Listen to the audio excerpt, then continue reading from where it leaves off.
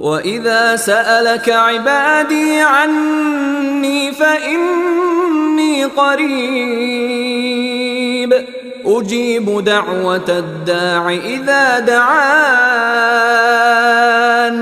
فليستجيبوا لي وليؤمنوا بي لعلهم يرشدون.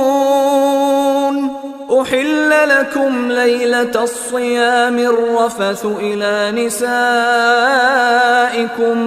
هن لباس لكم وأنتم لباس لهن علم الله أنكم كنتم تختانون أنفسكم فتاب عليكم وعفى عنكم فالآن باشروهن وابتغوا ما كتب الله لكم وكلوا واشربوا حتى يتبين لكم الخيط الأبيض من الخيط الأسود من الفجر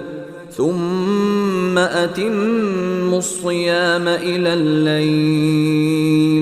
ولا تباشروهن